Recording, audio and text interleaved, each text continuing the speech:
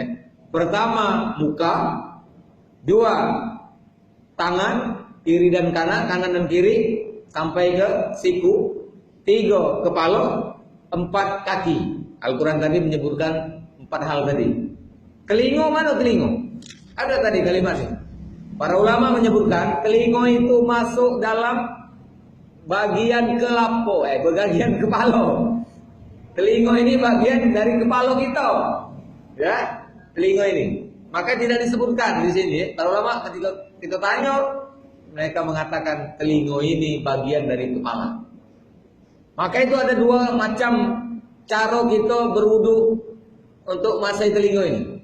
Pertama, sekali ngambil air, ketika kita mengusap kepala, langsung ngambil telinga.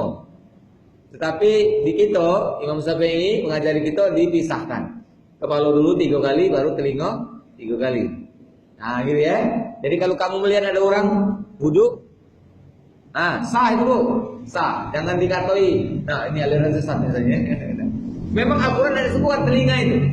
Pertama muka. Mana itu muka? Muka itu kalau di atas batas rambut kita nih. Nah sampai ke sini. Ya, di jenggot ini masuk juga ya. Di batas itu. Nah itu muka. Itu kata Allah dalam Al-Quran, palsilu. Palsilu. Ya, ada 2 kalimat bu.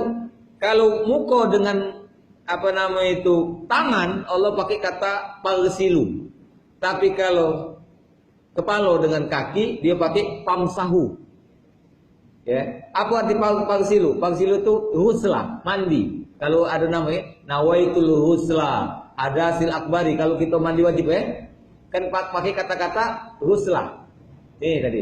Dalam Al-Quran ini diterjemahkan mushaf kita ini basuhlah, basuh. Kalau pamsahu usap. Nah, apa beda basuh dengan usap? Kalau basuh, kalau mandi airnya banyak. Kalau ngusap airnya cukup dikit baik. Lihat kalimat dalam Al-Quran ini, palsilu wujuhakum, wa aydiyakum ilal marafiq. Basuhlah mukamu dan kedua tangan ini sampai ke siku. Artinya Bapak Ibu taala, muka kita ini airnya agak banyak dengan tangan. Tapi kepala pakai kalimat wamsahu, usaplah. Jadi kapan kepala tak perlu nak banyak gino airnya. Apalagi ibu-ibu sampai jilbabnya basah, sampai mandi.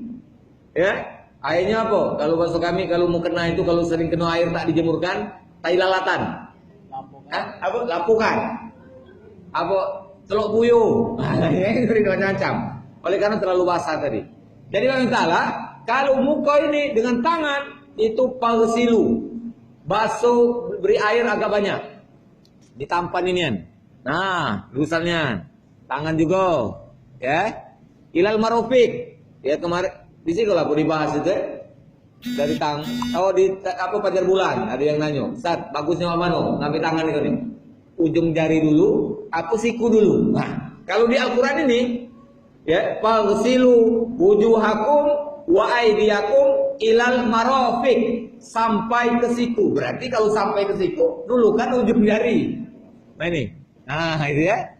Bukan mbak itu. Nah, tapi kalau mbak itu sah enggak? Ya insyaallah sah ya. Tapi kalau kira-kira tertibnya tadi enggak bagusnya dari ke tadi. Ya. Nah, ya taala. Biasanya yang dulukan siku ini kalau bertembok. Agak saruh, agak saruh kan kemarin ya. Nah, jadi nak bagusnya, sama itu. Apalagi di kerangan, bapak ya. Nah, jadi agak banyak musabnya tuh, airnya boleh banyak. Nah, sampai ke siku. Kalau Imam Syafi'i ngajari lebihkan dikit, tapi jangan terlalu berlebihan. Sampai ke bau misalnya, itu terlalu berlebihan, tak boleh, dilarang ya. Jangan berlebih-lebihan, bapak ibu ya. Nah, jadi usaplah muka ini cukup banyak. 3 kali sunnahnya. Sekali sah, bagus, cukup ya. Sekali itu dianggap sempurna, tapi abdolnya 3 kali disunahkan ya. Imam Syafi'i ngajarkan kita 3 kali. Termasuk juga dengan tangan. Sekali walaupun basuh, tetap airnya tak boleh berlebih-lebihan. Ya, jangan berlebih-lebihan.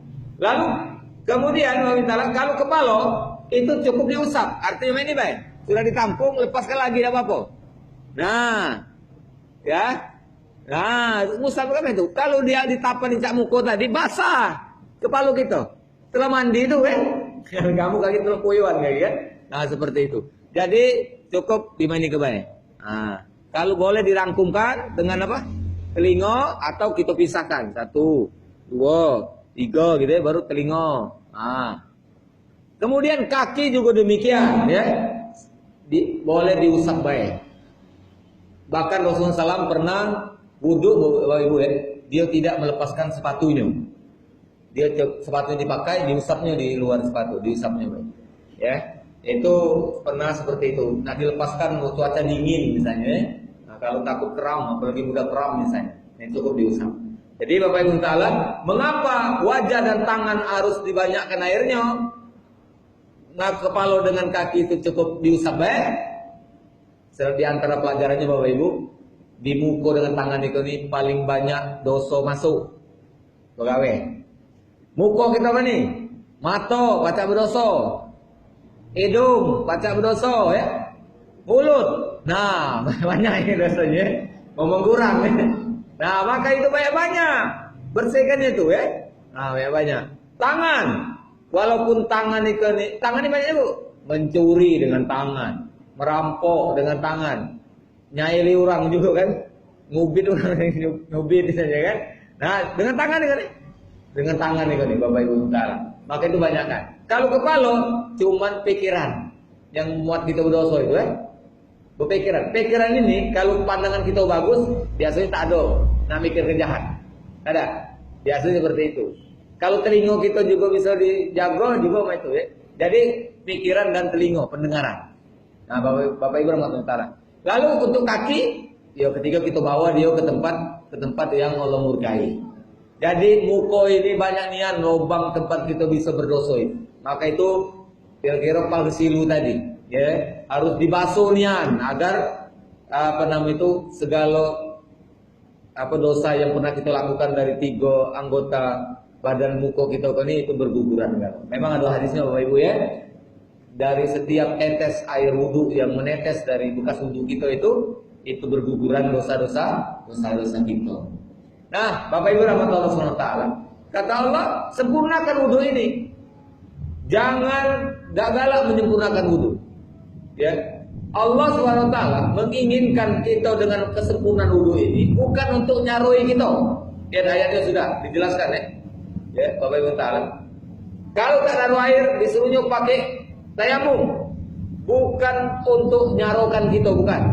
Tetapi kalau kita sempurna berwudu, sempurna bertayamum, maka Allah akan menjadikan kesempurnaan itu sebab kita mendapatkan nikmat dan Allah membersihkan kita dari dosa-dosa. Lihat kalimatnya di ayat ke-6 ujung terakhir. Artinya Allah tidak hendak menyulitkan kamu.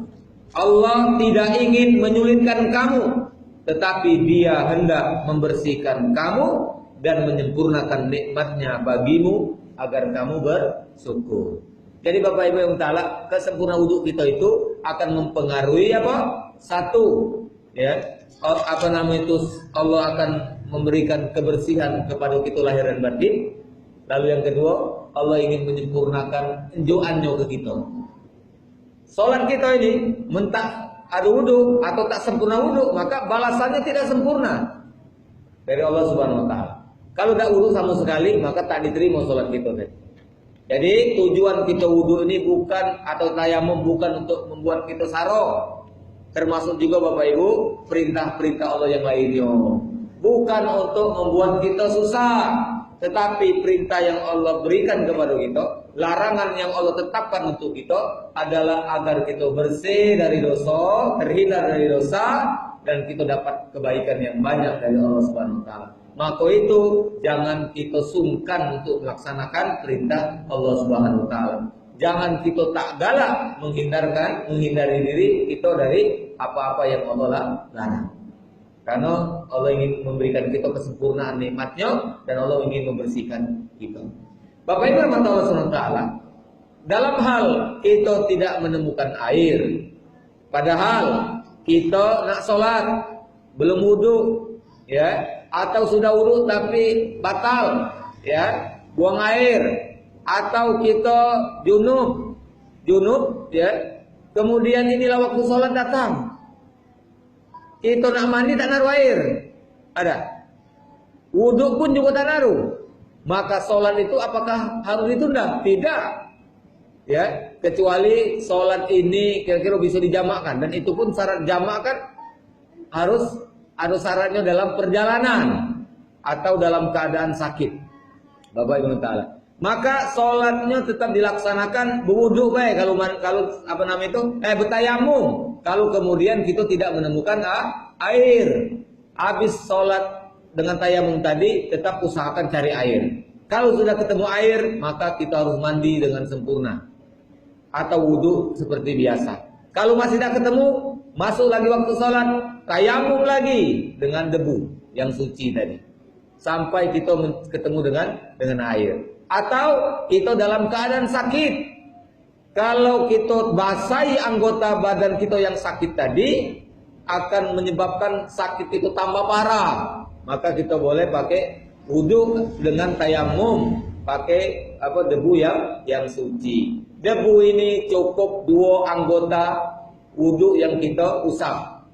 Pertama, muka, 2 tangan kanan dan kiri sampai siku. Tadi mengapa? Karena 2 tempat inilah yang paling sering kita berdosa. Kira-kira ya, ini yang hadap Allah, nak bersih dari dosa tadi.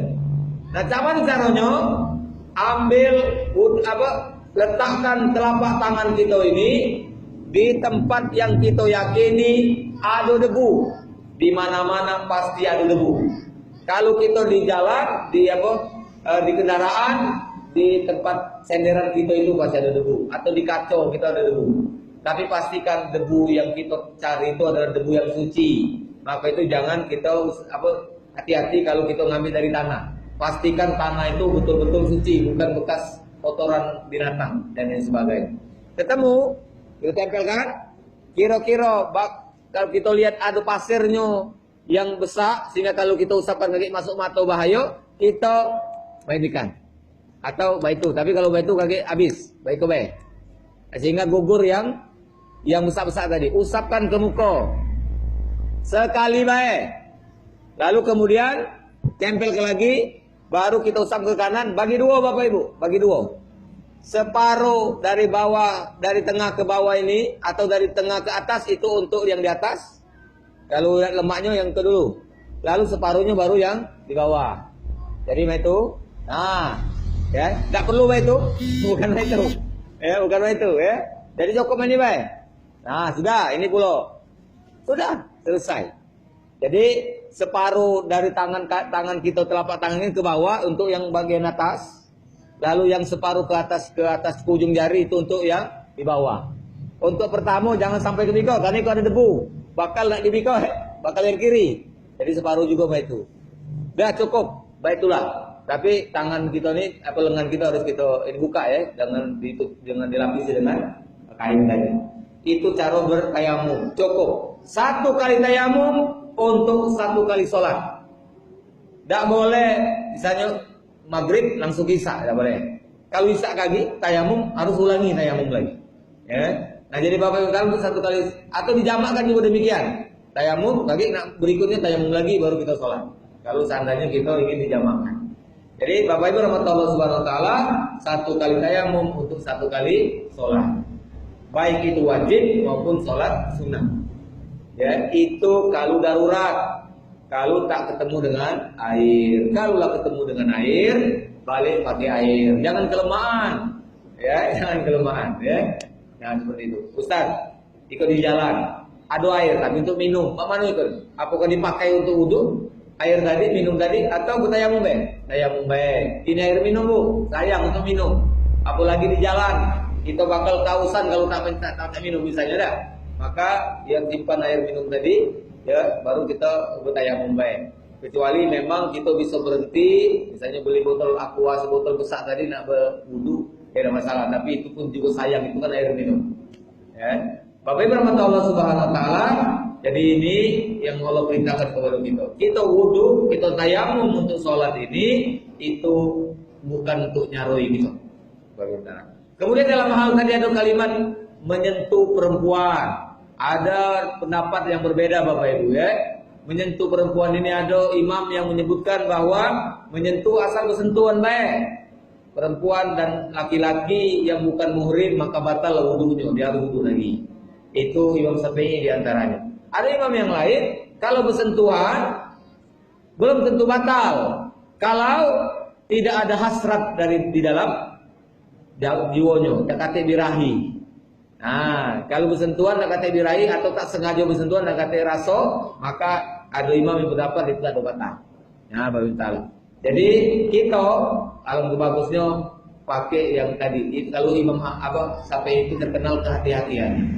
Karena kadang-kadang kita akan galak menyembunyikan raso tadi. Awak ada raso tapi boleh sungkan tadi, boleh malas tadi tak ada lagi nak wudu. Padahal batal kan?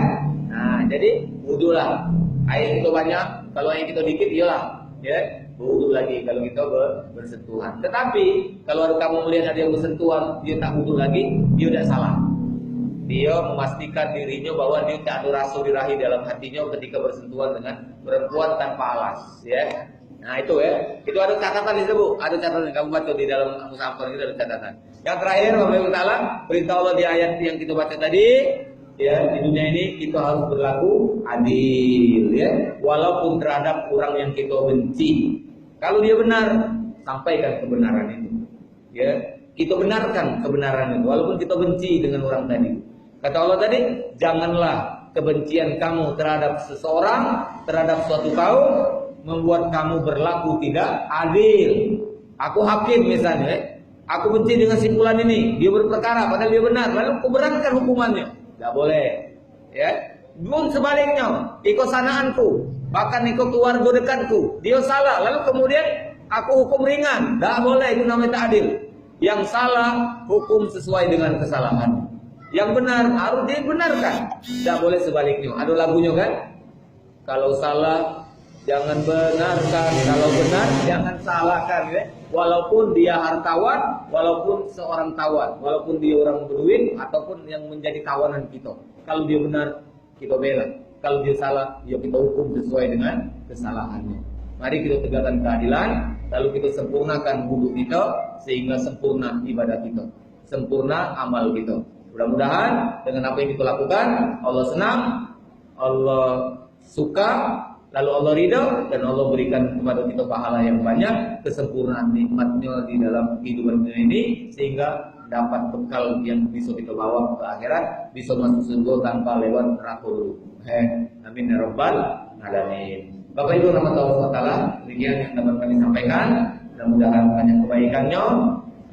Kita ketemu lagi pada pertemuan minggu depan. Wallahu a'lam bishawab. Subhanallahumma wa bihamdika, asyhadu an la ilaha illa anta, astaghfiruka wa atubu ilaik. Assalamualaikum warahmatullahi wabarakatuh.